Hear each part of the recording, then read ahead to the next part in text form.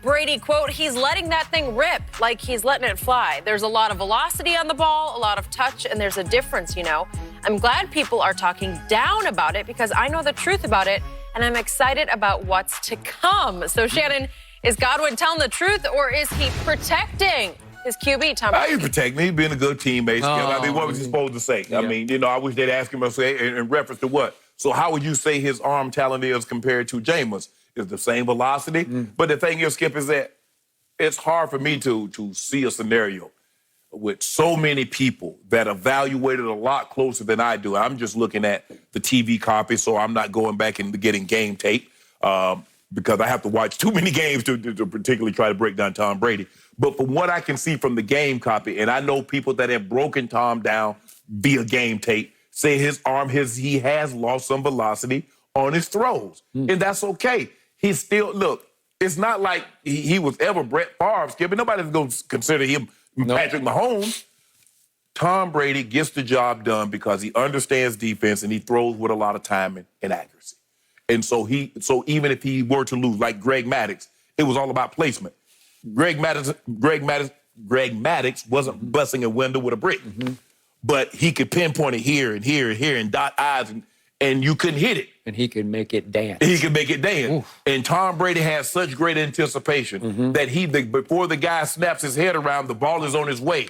So and the ball's there. He turns around, boom, ball's there. So, Skip, for me, I mean, I don't really know what else he's supposed to say, but I watched the tape last year. I watched the games, not tape. I watched the games last year, and a lot of other people. And it's, for the most part, 85, 90% of the scouts and evaluators said Tom Brady has lost velocity on his throws. I loved what Chris Godwin said, and I believe he is not protecting Brady. He's just speaking the truth.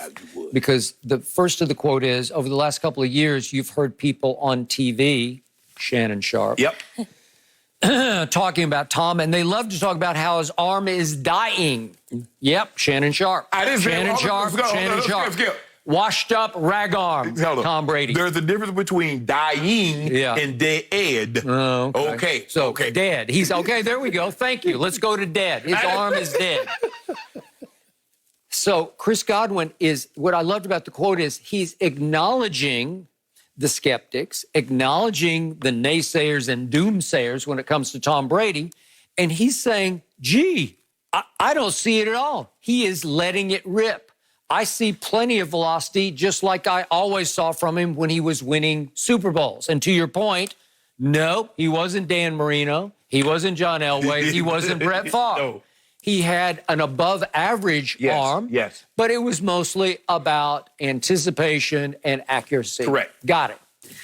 So now I look back at Tom Brady last year, and on 20-plus yard throws, which are considered deep throws, into tight windows, he ranked #1 in accuracy in the league. So it had to travel at least 20 yards. Right. So there had to be some mustard on it, just something to have a little bit of juice on it, right? And he somehow carried what I thought was a below-average team, especially on offense, all the way to the 2 seed and had it in the bag until Belichick's defense upchucked it to Ryan Fitzpatrick. Then, as he went to Tampa, Rick Stroud, who is the voice in Tampa, he is the guru. He's covered that team forever. He knows what's going on with the Buccaneers.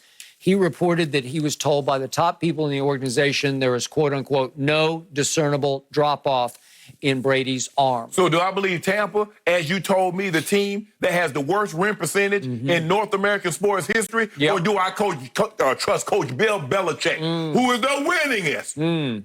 That was about ego. That was about a guy, as you said, he's about to turn 70, and he said, I'm sick and tired of taking 25% of the credit. I want all the credit. And Coach Belichick says, you know what? Had it not been for Tom, we could have had the #1 seed. Okay.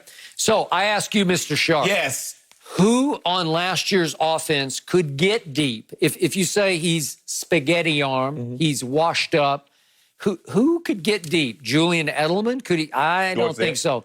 Mohamed Sanu. I don't think so. I just don't think. N'Keal Harry. Coach Belichick said we didn't call those routes because he couldn't throw it down there. N'Keal Harry, he only played the last 8 games and never seemed to have any rapport with Brady. And by the way, N'Keal Harry is 6'4", 225 and ran 4.53, so he's not a deep threat. He's more of a possession receiver. Where can I go? AB was there for a minute, and you saw, he was getting it deep to AB like crazy, albeit against the Miami Dolphins. Josh Gordon was there for about 6 minutes because it was 6 games, and he looked like he had the proverbial piano on his back. Yeah. Show me a deep threat.